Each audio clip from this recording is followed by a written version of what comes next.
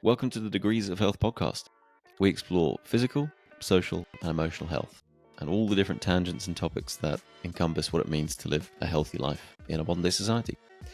As you can imagine, it's pretty vast, and this is forever an evolving conversation, and we're learning on the fly with you. So come along for the ride, and we're thrilled to have you. This week, we had an absolute powerhouse of a guest on. The man in question, Dr. Roger Seheult. I have never spoken to someone who blew me away with more stats, facts, historical anecdotes, present-day anecdotes, and just the mental ability to jump between topics. It just completely floored me.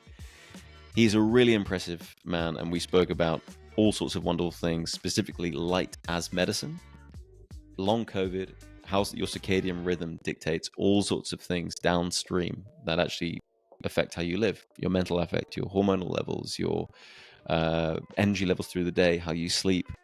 Everything can be looked at through the lens of your circadian rhythm, which is all in your power to actually control. And you have so much agency over how all these biological functions operate within your body. Dr. Seheult is the Associate Clinical Professor at the University of California.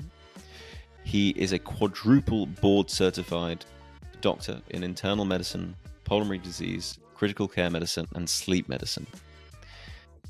Most impressive is his ability to demystify medical concepts, which is his passion, and he's bloody good at it. Specifically, he's been doing this on medcram.com, who have an amazing YouTube channel I've learned so much from over the years, and their producer Eloise has as well. They have 1.5 million subscribers, and that is completely just. It's a fantastic channel. Like, if you're interested in health and tools to optimize your own health and actually have more agency over how you show up to your health in life, I really recommend the channel and Dr. Seheult's Twitter account. This episode is amazing if you know anyone who has long COVID or have suffered with long COVID yourself. If you want easy tools to optimize your health or to show up a little better in your physical health and social health, and in turn your emotional health, this episode might be for you. Well, Dr. Seheult, thank you so much for coming on. We've been massive fans of your work and long-term fans of MedCram as well, actually. So really appreciate your time in advance. Thank you so much, Ben. Appreciate being here. Well, as a place to start, and this was a bit difficult for us because there's so much we could cover, I think what would be a really interesting place is light as medicine. Yeah. How did that interest start for you? That interest started for me in looking at vitamin D, specifically with COVID. So I am a pulmonary and critical care specialist. I take care of patients in the intensive care unit, and I knew that when COVID was coming, that this was kind of our area that we had to sort of, hits the lung, and I'm a lung physician. So I looked into just about everything I could possibly do for my patients. And one of the things that came up very early in the pandemic was vitamin D. And so I was a big proponent, and still am a big proponent of supplementing with vitamin D. There's a lot of studies that show that vitamin D is beneficial in patients. And also it shows very clearly that people with higher vitamin D levels do better than those that don't have high vitamin D levels. What I think didn't hit me right away and took me some time to understand is that vitamin D is also a marker of sunlight exposure. People who are out in the sun will have higher levels of vitamin D than people that don't. And what really fascinated me, and it didn't hit me at first, it took me some time to figure this out, with the help of some articles that opened my eyes to this and saw the light, no pun intended there. Actually, maybe a little bit of a pun, but was that the benefits of sunlight go far beyond just vitamin D. And that's really what got me involved in looking at what does light do to the body? What are all the ways that light affects the body outside of vitamin D? And that's really what got me down that pathway. I think for Eloise and I, we're sort of journeying through this health maze, as you call it, with the off the back of COVID, the importance of having a sound vitamin D level but as you said, the other benefits of light, and that's just sort of the tip of the iceberg, if you like. And I think in the UK, at least, that light as medicine narrative and piece is just coming to the center. But I still think it's not quite understood fully. Do you think circadian rhythm would be a good place to start? Or maybe perhaps a better question is, what kind of light do we get from the sun? Yeah, excellent question. So we get all types of light from the sun. Let's start off with what people know very well, and that's, vitamin D. So vitamin D is actually produced inside of our body with help from a specific type of light that we get from the sun called ultraviolet light, actually specifically ultraviolet B radiation from the sun. And we'll use light and radiation interchangeably, but they both mean the same thing. That's just actually a small sliver of the wide spectrum that we get from the sun. If you look at the sun, there is a spectrum of wavelengths. So shorter wavelengths are higher in energy and longer wavelengths are lower in energy. But don't let that fool you, because this wide spectrum of light that we get from the sun, only a small narrow part of that is visible. And that's the rainbow that we see. That's the red, orange, yellow, green, blue, indigo, violet. And that's what we can see with our eyes. But beyond the red is infrared, obviously. And that actually, in terms of photons, is more than 50% of all of the energy that comes from the sun. In terms of the photons that come from the sun, there's a huge portion there that is infrared. And then if you go beyond the violet stage, or ultraviolet, that's a very high energy specific type of wavelength, which is broken down into different types of ultraviolet radiation. And those waves behave very differently. Okay, so the amount of light that's coming from the sun in the visible spectrum is a narrow band. It's high enough in energy to actually cause us to have changes in the back of our retina, which allows us to see light. The ultraviolet is very high in energy and can move electrons around and can actually change the shape of and conformation of molecules, and that's how it actually makes vitamin D in our skin. But it cannot penetrate very deeply, and that's because of the wavelength. It's a very short wavelength, and as a result of it being a very short wavelength, it cannot penetrate very deeply. Things can block it very easily. Think about when you're in a car and you drive up to a stop sign or a stoplight, and there's someone next to you who's playing really loud music in their car. What are the frequencies that you hear in your car coming from their car? It's the very low frequency sounds. It's the boom, boom, it's the beats, right? It's not the high frequency sounds. And that's because energy with low frequencies tend to be able to penetrate very deeply, whereas frequencies with very, very short frequencies are not. And that's why you're able to hear that low booming sound. So that's the same with light as well. The high frequencies like ultraviolet radiation basically get to the skin and can't penetrate much deeper than that. Even clothes. So wearing clothes, covering up with clothes will prevent ultraviolet light, which is, by the way, the type of light that gives you a tan. Okay, so that's the type of light that's why when you wear clothes, you have a tan line, because that ultraviolet radiation cannot penetrate through clothes, but obviously it hits the skin that is exposed. Let's go to the other extreme and go to infrared light. Very long wavelength. And as a result of that, it's able to not only penetrate through the atmosphere when the sun is very low in the sky, but it's also able to penetrate through your clothes and also through your skin, and actually penetrate quite deeply into your body. And this is the area that I think we can talk about today. At some point, we'll get to this, where we talk about the effects of infrared radiation, infrared light, its effects and its ability to penetrate the atmosphere when the sun is very low in the sky, either when the sun is coming up or when the sun is going down.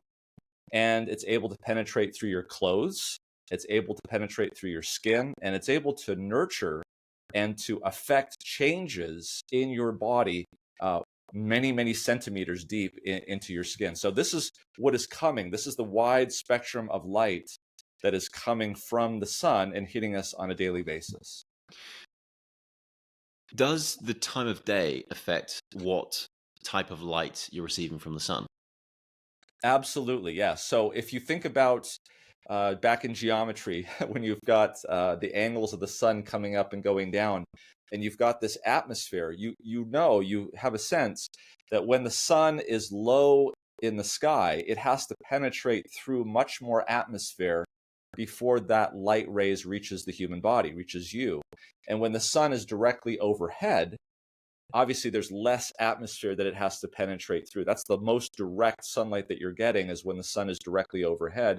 And then once again, when the sun goes down in the evening time, sunset, same sort of situation is happening, of course, on the other side of the Earth in terms of where the light is coming from. Now, these also have seasonal differences as well. Obviously, especially being in Great Britain, when the sun is low in the wintertime, that's going to be generally, you're going to be having less direct sunlight. And then, of course, in the summertime, when the sun is higher up, you're going to be getting more direct sunlight in general. Because of that, and because of the differences in the ability for ultraviolet and infrared to penetrate the atmosphere, generally speaking, your question was about during the day, is as you are going from sunrise to midday and then midday to sunset, in terms of infrared, you're going to be getting basically a linear relationship. So as the sun comes up, the amount of infrared light is linearly increasing. And as it starts to go back down, it starts to linearly decrease. So it's basically related to the angle. That is a little different when it comes to ultraviolet light, because as the sun starts to get higher and higher, the ability of ultraviolet light to penetrate becomes exponential. So if you were to look at a graph of infrared now, it would be like a semicircle, okay? Just exactly as the sun comes up and the sun goes down. However, ultraviolet would be more like a upside down parabola, with the peak being at noon. So that the highest time of the day for ultraviolet light is between 10 and 2 p.m. in the afternoon, generally speaking. So as a result of that, if you were to look at different times of the day, your ratios of infrared light to ultraviolet light is going to change dramatically, with being at the extremes of the day. So at sunrise and at sunset, you're going to be getting, as a percentage of energy, much, much more infrared light and much less ultraviolet light. Whereas in the 10 to 2 o'clock in the afternoon period, you're going to be getting the highest amount of ultraviolet light that you would be getting as a ratio compared to infrared light. Yesterday when we spoke, you mentioned a stat, which I hope I get right, which was most people in the West spend 93% of their life indoors. I might be Yes. getting This goes back to actually the United States Environmental Protection Agency study that they did actually back in the 90s, I believe, where they surveyed people. They were looking at specific toxins inside, outside, and they were trying to figure out how often somebody stays inside either of your house or your vehicle. And in the United States, the average was 93%. It's a little bit better there in the UK. I believe it's 92%. And I say better because I think, as we'll see as we talk about this, it's better to be outside than inside, generally speaking, if you can, in terms of sunlight exposure. But yeah, it's pretty high. So it's better to be more exposed and to be outside and to be living more, I guess, more naturally. So the fact that we, on average, spend 92, 93%, depending on where you are, indoors, is that a problem for our health? Yes. And as we'll talk about, there are many, many benefits to getting outside. Let's start, as you said, we could start with circadian rhythm really briefly. One of the things that's really important with circadian rhythm, and this is a rhythm that is the master clock in your brain that regulates all of the body's functions throughout the body. So imagine, and you can imagine this really well, imagine the atomic clock in Greenwich, all right? That's sort of what the whole world is run by. That's sort of your master clock. And what adjusts the master clock for you are these cues from your environment that tell your brain when that clock needs to be set, whether it's running late or running early. And one of the strongest cues for your body is light. So what's important to understand is that light coming in at the right time of day into your eyes that you see visually is a time setter, and it also strengthens the effects of that circadian rhythm on the body. To put a long story short, there are certain times of the day that certain bodily processes should occur. There is basically building and there is repair. Generally speaking, building occurs during the day. It occurs during the time, and your body is designed to be eating at that time, to be consuming calories at that time, and to be building things up. And then repair is where your body goes through your entire organism, looking for structures that are damaged, that need to be broken down and then built back up at the next cycle. Generally speaking, building occurs during the day and breaking down and repairing occurs at night. The body's enzymes that are involved with all of these processes have certain peaks when those things happen. So keeping your circadian rhythm in line is going to give you a much better organism at the end of the day. Okay. So what's really enforces that circadian rhythm and keeps it in check so that everything is working at the same time is light. And the best time to be exposed to light, we are finding out based on studies, is in the morning time. Bright light exposure in the morning time is very important. So someone might say, well, that's great. I get up in the morning and I turn on the light, and that should be great. Here's the problem with that. And it's something called lux. It's where we measure the intensity of light. We need, as human beings, a very large intensity of light in the morning time to be able to get the benefits of that light. And if I were to have you measure the lux, or the intensity of light in your home when you turn on the light, it would be about 50 to 100 lux, depending on how bright that light was. However, if you were to go outside on a bright and sunny day, it could be as high as 100,000 lux. And that's important because the amount of light that we need is not only measured by the intensity, but the time. And so if you go outside into 100,000 lux, okay, that would be 1,000 times more effective than staying inside and being under a light that's only 100 lux. Now, we might say, are you sure? Are you really sure it's that different in terms of the amount of light? Because it doesn't seem for my body to be that much of a difference. And here's the problem that a lot of people don't realize, is that when you are inside, your pupils are very dilated and they're trying to let in as much light as possible because the light is so scarce inside your home, even with the lights on.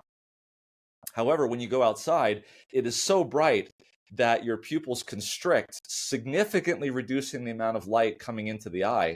And so to you, it actually seems on par. You could do this trick, by the way, with a camera. Set it from auto to manual and adjust the ISO and the time, the exposure for inside.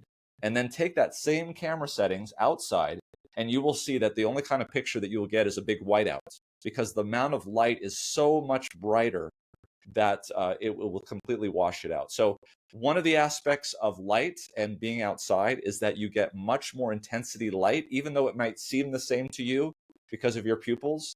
You're getting much more intensity light, and it's going to be able to help regulate a circadian rhythm, which has so many downstream effects, including metabolism, sleeping better, insomnia, all of those things. Okay, so this is an interesting one for the listener at home. Is I've often played with the lux. I guess it's a lux measure on your phone. I'm not sure how accurate it is, but I think it's directionally accurate. And the difference between being inside and holding it up versus outside is stark. And I think it gave me a better understanding of actually outside. It's incomparable to indoor. How, before we get into the downstream effects, you mentioned morning sunlight.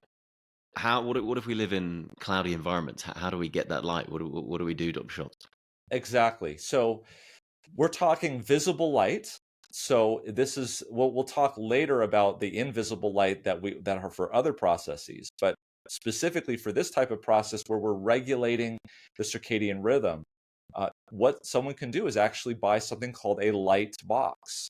It's known as a SAD light box because it stands for SAD, or seasonal affective disorder. Now, that's just one aspect of the downstream effects, but if you expose your eyes for about 20 minutes in the morning, 15 to 20 minutes in the morning, with a 10,000 lux light, and it's about maybe 15 to 17 inches from your head, then you will see that that you can get the same benefits in terms of circadian rhythm and in terms of the downstream effects.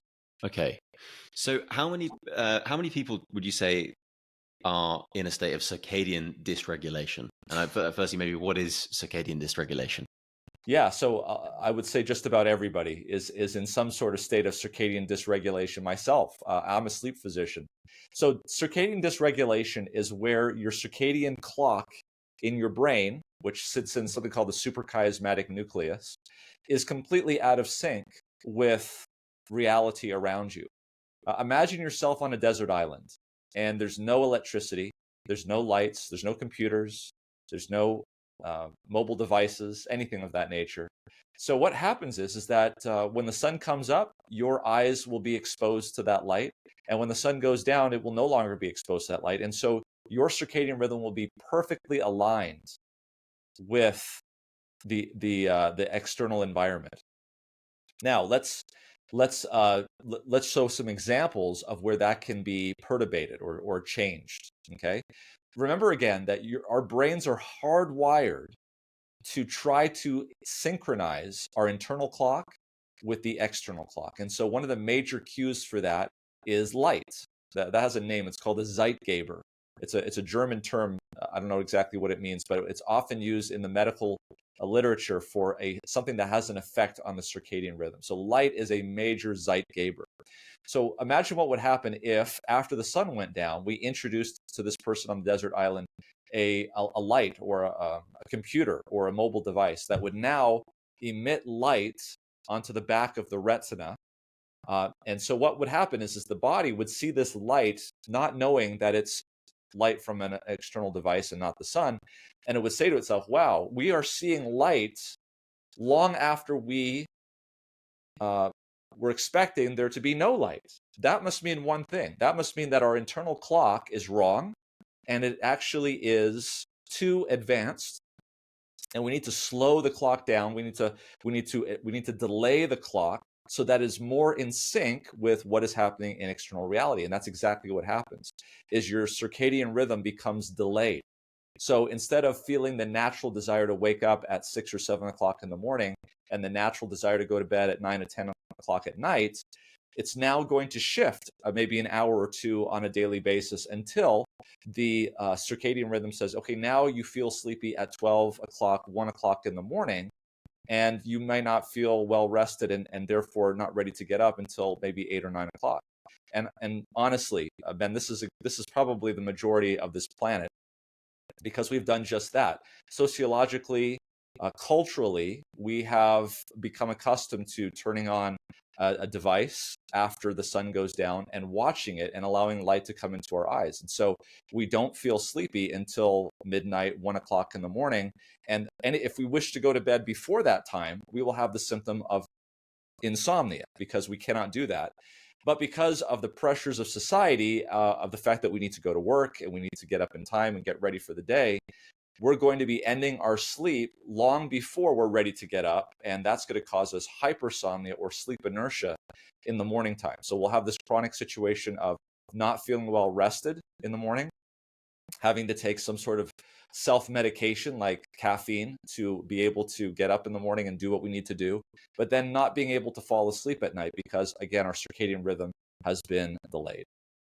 I wonder how many people take a state of, I guess, circadian dysregulation as just the normal way of, this is health, this is how I feel, I'm in pretty good shape, I'm in pretty good nick. When actually, if they were to were to optimize the circadian rhythm a bit, we'd actually notice all sorts of lovely health benefits and notable benefits, I think, tangibly. Yep. How does one start to, okay, I don't want to be in a state of circadian dysregulation. I Yeah. appreciate all the things downstream of a good circadian rhythm, and I want all of those things, which I hope we'll dive into after. How do we start? How do we start upstream of all this? How do we start making sure our circadian rhythm is in track or on track? Well, what we need to do is start to simulate in our homes what it actually is going on outside. So, in other words, after 9 o'clock, that's when we need to start shutting things down in terms of light. If we want to be serious about it, that's what we need to do. Now, there are some tricks that have sort of caught on, some gimmicks. One of the things that's interesting about the receptors in the back of our retinas is that they are typically lower in the retina. These are the receptors that pick up light, especially later on in the evening. That will, if stimulated, will cause the circadian rhythm to become delayed. By the way, they also shut down melatonin production in the pineal gland, which is a very powerful antioxidant. We'll talk more about that when we talk about infrared radiation. So, let's just summarize here. What are the deficits? What are the bad things about exposing our eyes to bright light or any kind of light, even small amounts of light after 9 o'clock at night? When that light goes into our eye, and I hate to say this, by the way, but it's been shown very clearly that even eyelids that are closed can allow light to go through the skin and actually hit the retina and cause this to happen. So really, it needs to be as dark as possible. And night lights are probably not a good idea. But when those photons go to the back of our eyes, they will go to the back of our brain into the pineal gland, suprachiasmatic nucleus, and do two things. Number one, it will delay the circadian rhythm, which we've already talked about. But number two is it will shut down melatonin production. Melatonin is a very powerful antioxidant, has a lot of usefulness in terms of preventing oxidative stress, mitochondrial dysfunction, things that are related to cancer, cardiovascular disease, all of these things. So if we want to get the benefits of all of that, if we don't want to delay our circadian rhythm, or if in fact we want to bring it back to where it was, and we want the benefits of melatonin at night, then we need to really shut down light production. So as I was talking about, some of the gimmicks are those receptors in the back of the eye that are lower down on the retina typically are more excited by blue light than the other types of light. But let me tell you frankly, Ben, is that it's any type of light that's going to do this. So some of the gimmicks you might see is when you're working on your computer at night, you might see it shift from a more of a blue light, from a blue light to more of a orangey hue or a warmer hue. And the feeling there is that it's not going to be hitting the receptors in the back of your eye as much. It's more of a redder light. But honestly, any kind of light that trips the receptors in the back of the eye are going to have this effect.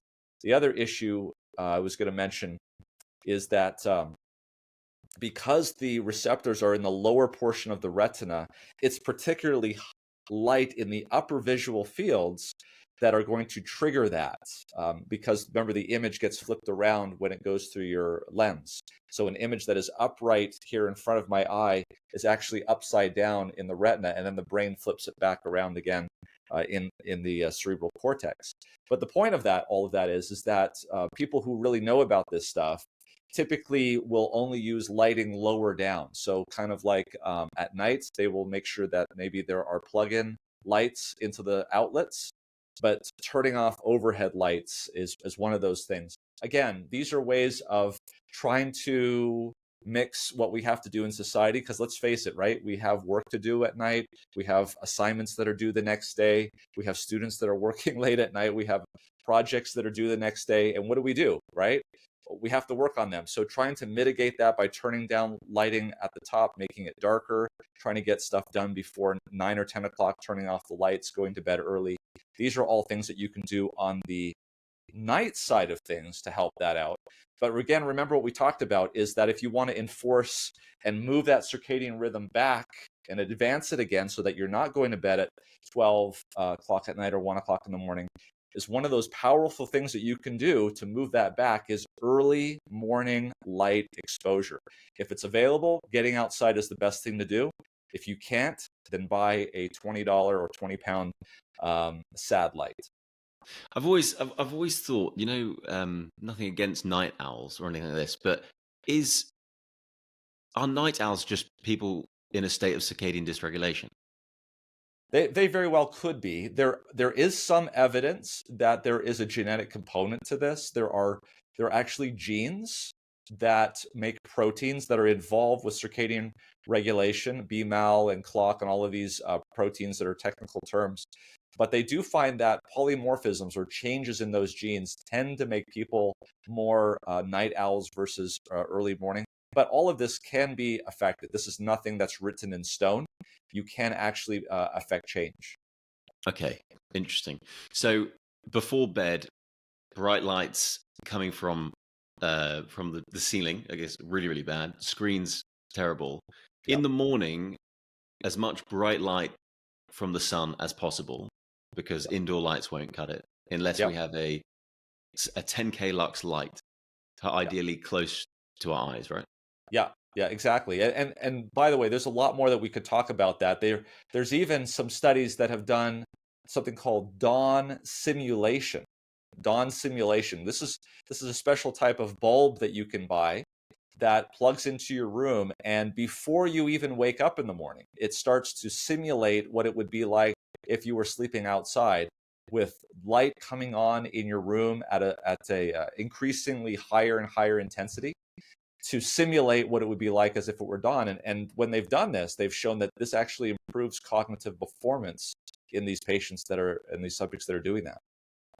Do you think that's because they end up sleeping better and end up, I don't know, their cortisol is sort of more in check, or where do you think the mental benefits from having a good circadian rhythm come from? I think that has a huge part of it, is that they're sleeping better. Their circadian rhythms are more entrained, and as a result of that, everything works better. The way I put it together is this. Um, I live in Southern California, so of course we have no shortage of sunlight. But very close to us, maybe about an hour down the highway, is Disneyland. I had a friend that actually used to work at Disneyland, but he didn't work there in the daytime. He actually worked there in the nighttime, which was not good for his circadian rhythm.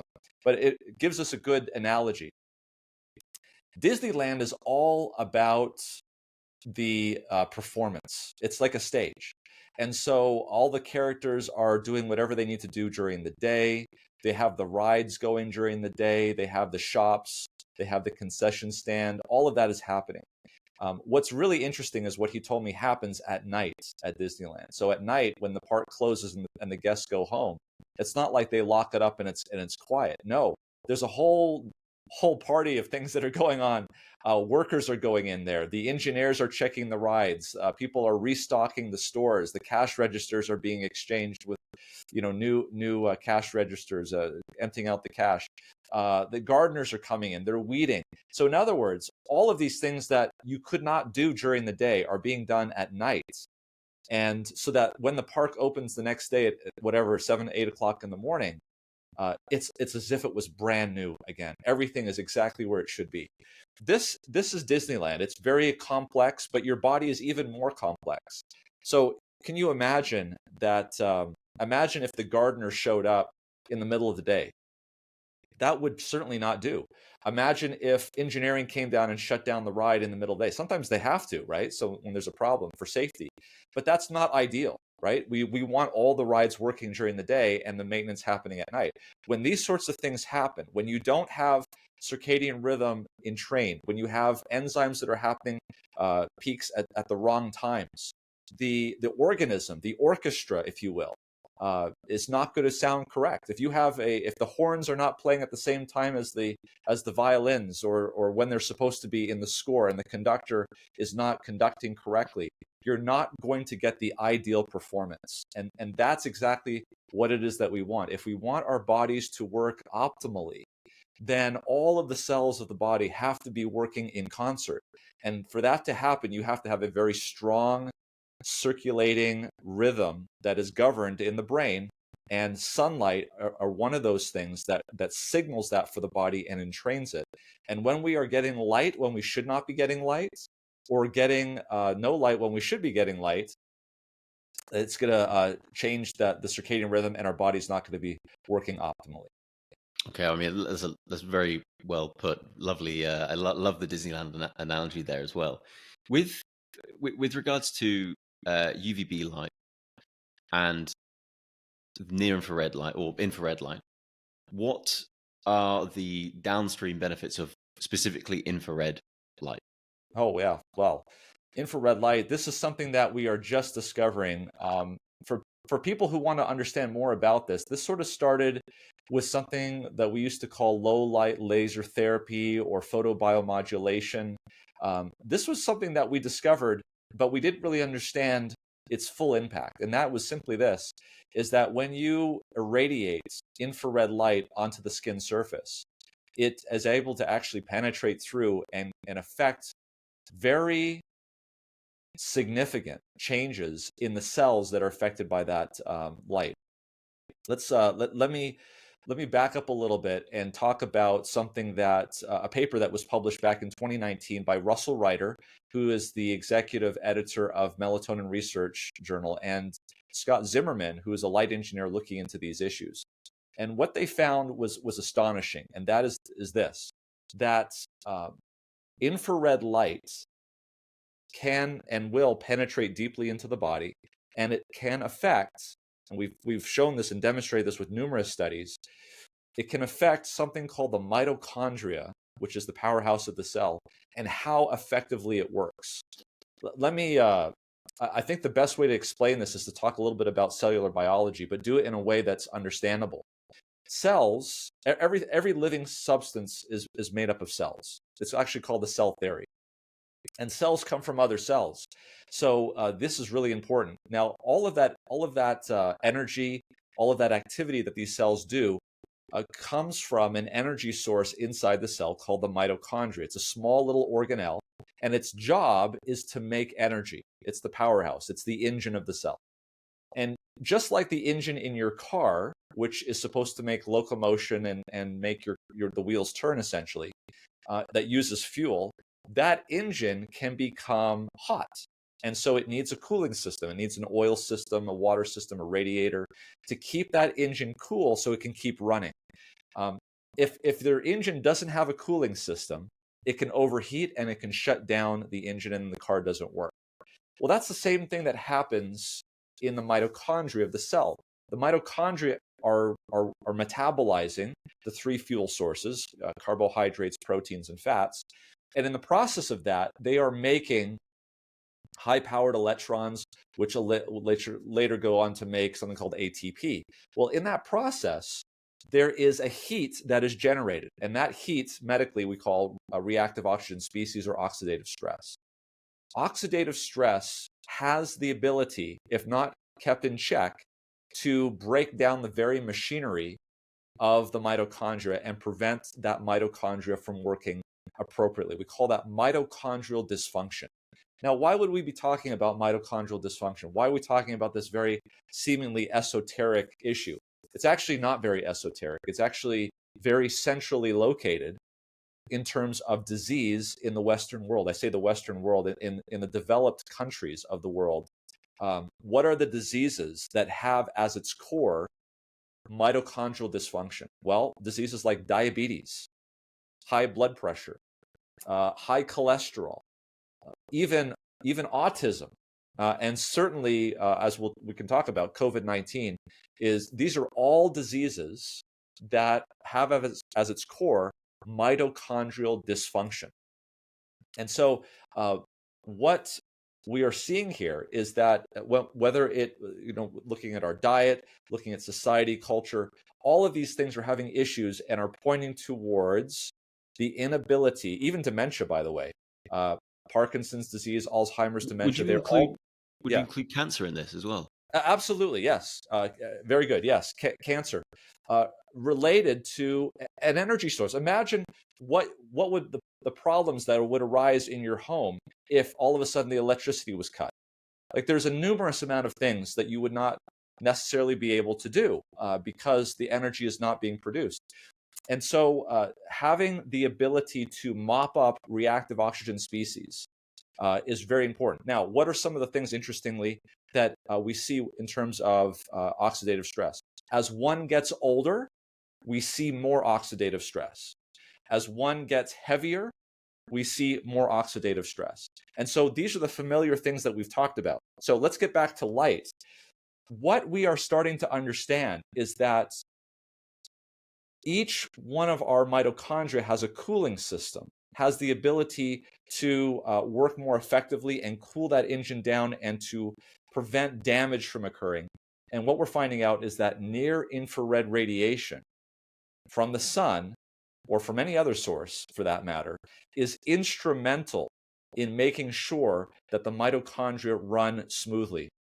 This paper that I was talking about, Russell Ryder and Scott Zimmerman, showed that, in fact, there is way more, orders of magnitude more melatonin produced in the mitochondria of our cells than there is actually from the pineal gland. There's a sort of a system that happens during the day, and there's a system that happens at nighttime. As we talked about, at nighttime, no lights going into your eyes. The pineal gland will make melatonin from the pineal gland. That melatonin will go throughout your bloodstream, and it will diffuse into your cells and move into the mitochondria as an very powerful antioxidant to mop up these oxidative stress molecules, things like hydrogen peroxide, things like superoxide, things like hydroxy radicals that damage the mitochondria, but mops them up and keeps them undamaged. However, during the day, obviously there's a lot of light that's going to come in and shut down melatonin production in the pineal gland. And so your body is going to need a different system to make sure that the mitochondria remains cool. And this is obviously a more active time. And so what happens is, according to this paper and the scientific research, we now know that melatonin is produced on site in the mitochondria. And that is a very, very powerful antioxidant. It actually upregulates glutathione.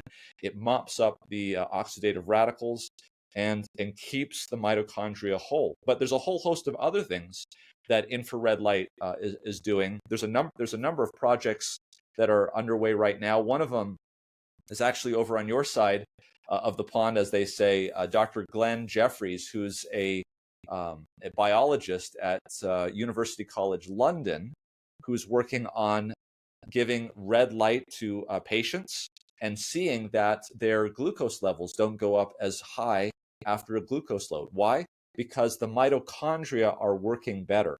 And so the bottom line is that we are finding out that infrared light, a light source that can easily penetrate through the atmosphere at any angle of sunlight, that can easily penetrate through layers of clothing that you may be wearing, that can easily penetrate through your skin, even up to about 8 centimeters deep into your body, can affect real significant biological changes to a very key and specific area of your cell called the mitochondria that is involved with so many different diseases.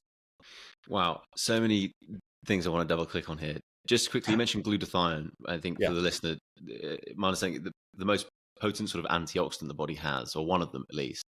So is that the mechanism from that? Is that near infrared light, which would stimulate mitochondria in the cell, and then in turn melatonin, and in turn glutathione, or is that how the mechanism works? So glutathione is its own system. It's basically the amino acids. Glutathione peroxidase, glutathione reductase. All of these are ways that the body has of getting rid of these reactive oxygen species. So things like hydrogen peroxide. But melatonin itself, who I would say melatonin is sort of the king of the antioxidants. Melatonin itself has an effect of upregulating the entire glutathione system. Right. And if you put melatonin and glutathione in a head-to-head competition, melatonin would actually beat out glutathione in terms of the amount of specific individual molecules of reactive oxygen species that it could neutralize. So melatonin, actually, I was just bringing that as a point of how powerful melatonin is. It actually upregulates an entire other system. Wow. Okay, so through lack of light in the evening, we can help release melatonin to help us sleep. And through, I'm getting confused with near infrared and red light, but near infrared light in the day and general exposure to can help us increase melatonin production in our cells?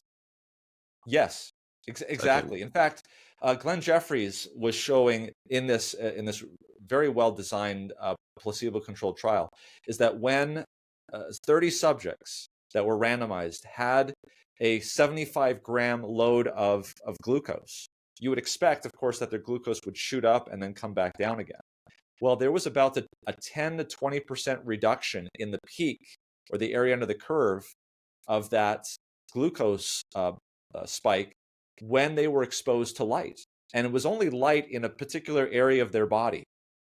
Wow. That right there had an effect overall. And the hypothesis was that it was the fact that the mitochondria were running more efficiently, more effectively. And the way that Dr. Jeffrey tested that was by measuring carbon dioxide output.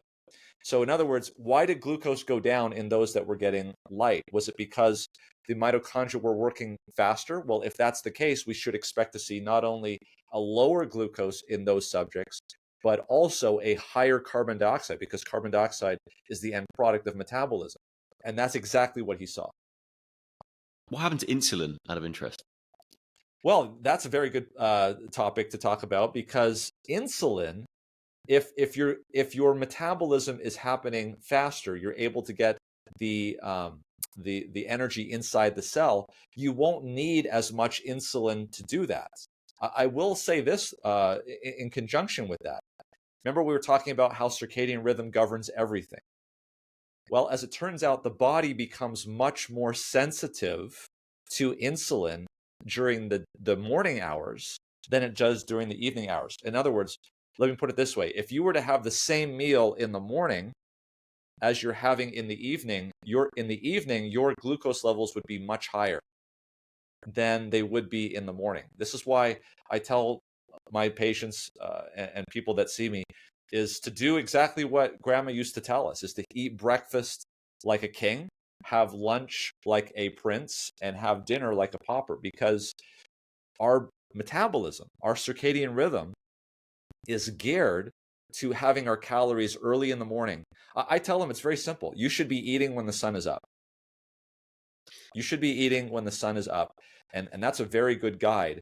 So what's happening here is that if you were to go outside when you eat, just this very simple thing, because there's plenty of this light in the sunlight. If you were to be outside when you're eating, you would experience much lower glucose concentrations based on this study. So this is so interesting for so many different levels, but one thing you said about the the grandma's rule as such, like, eat like a king at breakfast. It's funny how these things go full circle. Yeah. Right? That was the consensus, and then sort of intermittent fasting craze and ignoring eating and all this kind of stuff. And then to actually, by the sounds of it, I hope I'm not wrong in saying this, but you're more insulin sensitive in the morning.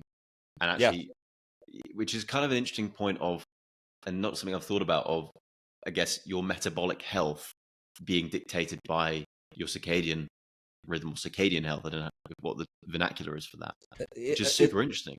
You cannot, we cannot underestimate this. There are, let me just to give you an understanding about how important this is. There are scientists right now that are going back and looking at all of the medications that have been approved and all of the side effects. And they're asking this very interesting question, is they're finding out that the side effects of medications that people have listed are actually circadian dependent. And it may very well be that you can significantly reduce the side effects of medications based on what time of day they're administered. That's how important the circadian rhythm is. I can tell you, as a pulmonologist, I order something called a pulmonary function test. This is for people with lung disease who come in and they sit down and they breathe into a machine, and we can measure how much air they can blow out and how fast. We're finding out that there are actually differences, substantial, significant, systematic differences, depending on what time of day we have that do that pulmonary function test. Wow. We are different creatures. In fact, I'll end with this on this particular area though. If you're talking about an elite athlete or a high level performance artist who is going to do something, and they know when they're going to be having to do it, and they know the time of day that they're going to do it, what they are actually doing is they're training at that particular time of day every day to recreate exactly what their body is going to be doing on that day that they're going to be doing it. Wow. That's so fascinating for so many reasons. Sort of there's so many different tangents you can go off just off the back of that one thing. Yeah. With going back to just quickly with the insulin sensitive thing. Are you more insulin sensitive if your circadian rhythm is in check, and as a result, you should eat more of your calories in the morning, as you said? Have I got that right? Or Yeah. So generally, if our circadian rhythm is running correctly in the morning, the equipment, the the enzymes, the body's metabolism is specifically hardwired and geared to be eating at that time and to be consuming the calories. and is that why would you put? You mentioned side effects from medications and drugs. Would you put that would be the ideal time as a general rule of thumb to offset side effects of said drug? I mean, that's probably a very difficult No, question to. that would be too complicated because there's so many. It would depend on the actual effect of the medication specifically. Okay. Some would be better in the evening, some would be better in the morning, depending on what their effect was. Okay. But depending on their effect on the human body, whatever that process was, we would need to investigate when that process was ramped up, when it was down, whether or not the medicine was amplifying that effect or trying to inhibit that effect, and you would see that it would be clear at that point what time of day that would be best. Okay. Well, Dr. Schwab, what do you do specifically? So if you had your day, what does that look like with regards to light exposure and what types of light exposure? Well, yeah, so that's an interesting question. My as a physician, my schedule changes week to week. That I'm not always able, so I struggle just like everybody else does. But let me tell you what my goals are in terms of that. Is My goals are to have a, uh, a substantial breakfast in the morning, and to make sure that I'm trying to get outside as much as I can in the morning to get that light. Um, and then even at midday, trying to get outside as well. And then in the evening, cutting down on the amount of calories because my body is no longer ready to take in those calories in the efficient way that it was earlier in the day. It's again, it's like having to shut down the ride at Disneyland in the middle of the day. We're not supposed to be shutting the ride down in the middle of the day. We're supposed to be shutting the ride down at night for repairs. And so that's not an ideal situation, and that's going to cause a problem. Just on that point, in terms of intermittent fasting, there was a study that was published recently. I'll have to find the reference for it. But they asked this very question. They did intermittent fasting, and they said, is it better to intermittently fast and not eat in the morning time or in the evening time? And they found that they could not find any statistical significant benefit to not eating in the morning time, but they could when they had that group that ate in the morning and fasted in the evening. Um, by the way, Wow. I'll just mention this too for those that are saying, I can't eat in the morning. I'm not hungry, and I'm so hungry in the evening time. Hunger. I don't want you to miss this point. Hunger is something that is actually learned and trained. The time of day is something that is learned. So in other words, your body anticipates you eating at a specific particular time because you have been eating at that particular time. So if someone is listening to this and decides to make a change and say, you know what, I'm never hungry in the morning time. It's going to be very difficult for me to change my pattern of eating. And I'm always hungry in the evening time. After about a month or two or three, you will start to see that your body will anticipate with your new schedule. You will start to become hungry. It will anticipate that you need food at that hour, and it will stop anticipating that you're going to be eating at an hour that you were eating before, but no longer eating at that time. So don't let hunger be the reason why and dictate, because your hunger and your satiety is basically something that is learned at that particular time. We've actually shown this, not our group, but scientists have shown that when you go to intermittent fasting, there is a change in some of the genes that regulate, or some of the proteins from the genes that regulate circadian rhythm. In other words, your circadian rhythm also can react to your behavior as well. But This yeah, go ahead. Oh, I was just going to say, it reminds me of a study I read where they had two groups that had the same amount of protein, but one had it in the evening, one had it in the morning. And they found that the morning group had a more anabolic response. I've put the study in the show notes, but I wonder if the mechanism as to why is down to your circadian rhythm and the state you're in the morning versus the evening. I have no idea. But I'd be interested to explore that. Yeah. So the another analogy I like to use is you're swimming in a river, and if you are doing the things that your body has predetermined to be done at that time of day, it's like swimming downstream. But if you want to do things at a different time that your body is regulated to do those things, it's like swimming upstream. You will move, but it will be harder to move in that direction. If you Brilliant. want things to be easy, it's better to do things in the direction of the way it's going. So, to more along that topic is this idea of ketogenesis. We know that when you stop eating and you metabolize all of the glycogen, your body will then switch over to metabolizing fatty acids, and that will cause there to be a production of keto acids. Well, keto acids not only is something that can be beneficial in terms of what it's been used for in the past, like seizures and things of that nature, but actually ketogenic molecules turn on specific genes that are designed to initiate repair. And so if you can imagine eating your last meal at around 5:30 in the afternoon, now it takes about 4 to 5 hours for all of that glycogen to basically get out of the system. And now you're switching over to a more fatty acid rich fuel. You are perfectly in line with when 9 o'clock rolls around and you go to sleep.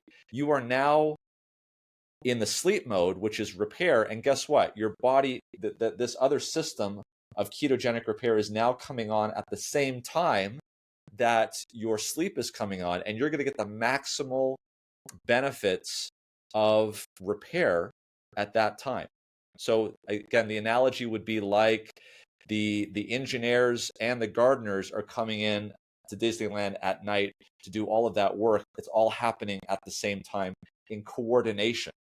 And there may be a sort of a gestalt biology, physiology, where the sum of the parts is greater. I mean, the whole is greater than the sum of the parts.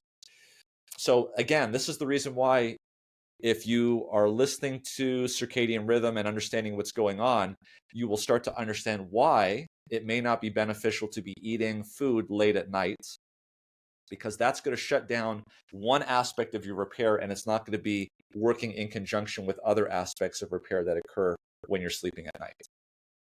Well, I've just changed my my meal plans just the last 5 minutes. That's definitely changed it. I'm very guilty of having doing the opposite way around, very light breakfast. No, and this is the thing. This is the thing that's really important to understand is our culture. Look at our culture and compare our culture with what we would determine maybe more primitive cultures, ones where they don't have 125 channels on their television, one where they don't have high-speed internet, they don't have iPhones, iPads, mobile devices, and they don't have restaurants just down the street that have 4 menus, one for breakfast, one for lunch, one for dinner, and one for late night. And they're not open 24 hours a day. See, we live in a society where we have the technology to literally at any hour of the day pick up the phone and order, bite to eat, and it will be delivered to our house. So we live in a society where we have now the ability to do whatever we want. And the question now comes up is, we may be able to do whatever we want, but is it good for our bodies? And so if you look at what happened in the last pandemic, it's sort of like a final exam on our culture and on what we're doing. And you will start to see very clearly that it was those societies that had technology, that had the ability to eat whenever they wanted, to see light whenever they wanted. We did horribly when it came to COVID-19 in terms of mortality. And we thought, remember when it hit the Western world and the modern world, and we says, wow, just think about what's going to happen when this goes to those countries that don't have as much medical infrastructure. And yeah, sure, Africa has a much lower median age, and so they would probably do better because they have less oxidative stress. But they did, those societies where they don't have the technology to be up late night on the internet, they don't have the technology to go down to the restaurant and eat at 11 o'clock at night, they don't have that infrastructure, they didn't do too badly. And there's a lot of evidence, more than just that anecdotal observational evidence. We have evidence that shows, for instance, that women who have breast cancer have 30% lower rates of recurrence if they fast for at least 13 hours a day in an intermittent period. We have data that shows that that people who work night shifts, who have circadian rhythm dysfunction because of that work and sleep shift, and that they have higher rates of cardiovascular disease and cancer. We see this not only at the individual level but at the population level. So I don't want to miss that point. There is that because there are pressures in our society to do things that may not be healthy, we are adopting these things and we're paying the price down the road. And alternatively, looking at the other way, there are some very inexpensive, low-hanging fruit choices that we can make to not partake in those excesses that we can do, and we can gain a tremendous health benefit by doing those things. What's amazing about these things is they're the basics. It is real back to basics. It's sunlight. It's moving more. It's not eating most of your calories at dinner. And actually really low hanging actionable tools people can use that make a vast difference to all these different mechanisms and things in your body, right? Absolutely. Amazing. Yeah. I mean, the only thing that we've said so far in this entire interview that you might have to go and purchase is a satellite for 20 pounds. I don't sell any of that stuff. So I don't have any vitamins that you need to buy. I don't have any supplements or magic pills.